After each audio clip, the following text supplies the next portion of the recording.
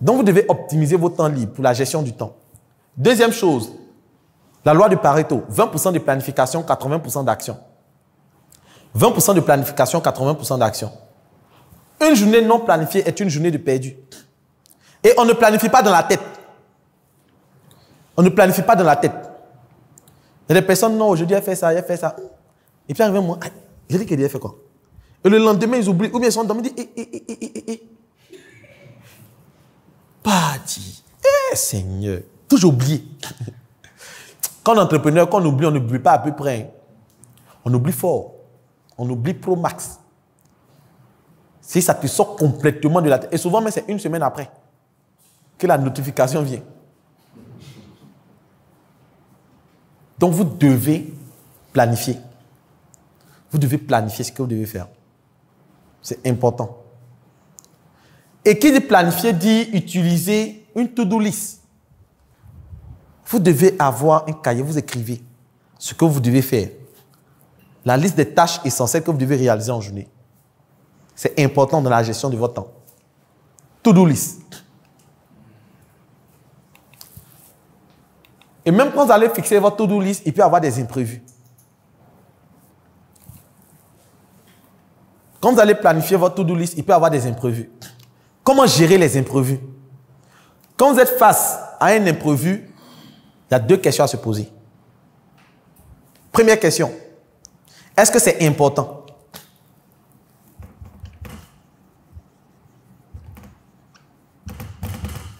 Est-ce que c'est important? Deuxième question. Est-ce que c'est urgent? Quand vous êtes face à un imprévu, ou même quand vous devez poser n'importe quelle action, vous devez vous poser ces deux questions. Est-ce que c'est important? Est-ce que c'est urgent? Est-ce que c'est important? Est-ce que c'est urgent? Si c'est important et c'est urgent, vous devez faire la chose.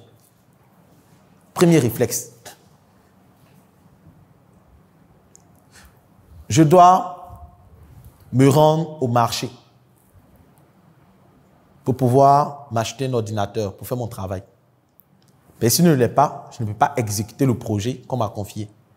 Est-ce que c'est important? Oui. Le travail à rendre, est-ce que c'est urgent? Oui.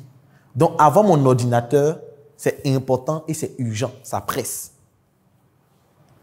Il y a un client qui m'attend. Je dois aller faire la livraison. Il m'appelle que oui, je suis là. Je n'ai personne pour livrer. Est-ce que c'est important? Oui. Est-ce que c'est urgent? Oui.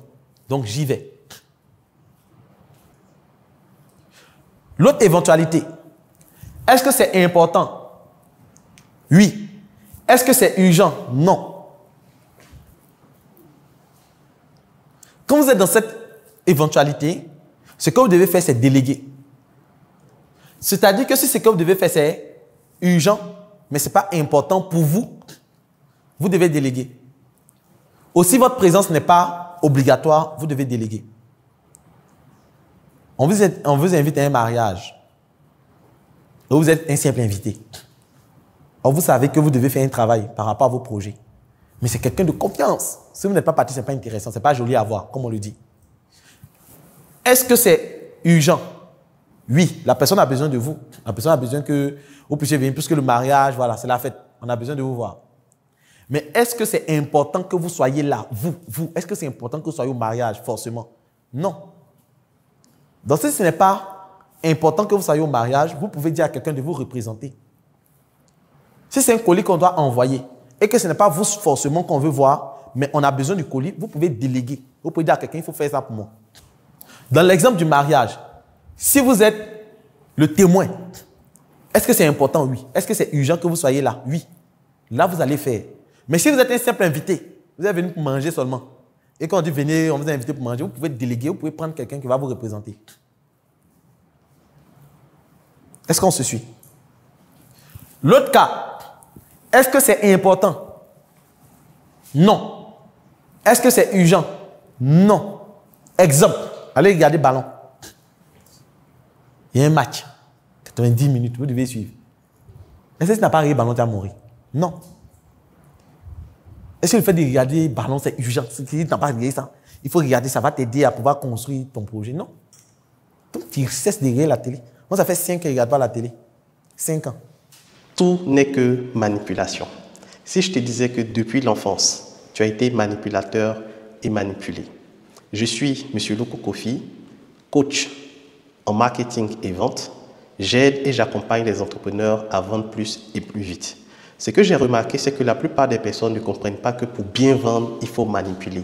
Oui, pour bien vendre, il faut manipuler. Manipuler, c'est orienter quelqu'un vers un objectif que vous souhaitez. Lorsque nous étions petits, nous avons des parents qui nous promettaient de nous acheter un vélo, un biscuit, un bonbon en fonction de nos résultats scolaires. Et à cause de cette promesse, qu'est-ce que nous faisions? Nous nous mettions au travail et nous savons que derrière ce travail, nous allons avoir une récompense. Même si très souvent les parents n'honoraient pas leurs promesses, mais on se retrouvait quand même à faire le travail qu'ils voulaient. Donc comprendre les techniques de manipulation, c'est comprendre que moi, en tant que vendeur, il y a mon produit qui peut aider le client à passer d'une étape A à une étape B. Si une personne est en surpoids, j'ai un programme ou un thé qui peut aider cette personne à perdre du poids. Si une personne a des difficultés de vente, j'ai un produit ou un service qui peut l'aider à vendre. Si une personne a des difficultés à pouvoir prendre la parole en public, j'ai un programme en art oratoire qui peut aider cette personne à passer de l'étape de peur de prendre la parole en public à prendre la parole en public. Donc, c'est toutes ces stratégies-là que j'ai mis dans ce livre, les techniques de manipulation en vente. Oui, parce qu'en tant que vendeur, tu dois manipuler, tu dois apprendre à manipuler, mais manipuler pour aider tes clients à atteindre leurs objectifs parce que tu as le produit ou la solution qu'il leur faut. Très souvent, tu es bloqué face aux objections de « je vais réfléchir, je vais voir si j'ai l'argent, je vais vous revenir ». Dans ce livre, tu vas pouvoir transformer une hésitation en un acte d'achat. Il y a plus de 33 techniques de manipulation dans ce livre et je te montre de façon stratégique 5 étapes par lesquelles toute personne passe, peu importe son pays, peu importe sa nationalité, pour pouvoir acheter un produit. La première étape, c'est l'identification du problème. Toute personne, avant d'acheter un produit ou un service, va identifier qu'actuellement, elle est dans un besoin. La deuxième étape, la personne va évaluer les différentes solutions qui se proposent à elle. Donc, je vais rechercher une solution pour pouvoir trouver une solution pour régler mon problème. Après la recherche des solutions, il y a l'évaluation de ces solutions en fonction des cas d'hygiène, en fonction des moyens financiers de la personne. La quatrième étape, c'est l'acte d'achat. La personne va décider d'acheter une offre qui lui sied. Et la dernière étape, c'est l'évaluation après l'achat. Voici 5 étapes par lesquelles toute personne qui achète un produit ou un service passe. Et toi, en tant que vendeur, c'est d'appliquer des stratégies de manipulation qui vont pousser la personne à suivre et à acheter. Tu as très souvent vu des messages de vente où il y a des comptes à rebours, où on met sold out, où on te dit que tu n'as que 3 heures, où on te dit que c'est réservé qu'à 5 personnes. Tous ces messages de vente sont des stratégies de manipulation pour te pousser rapidement à l'action.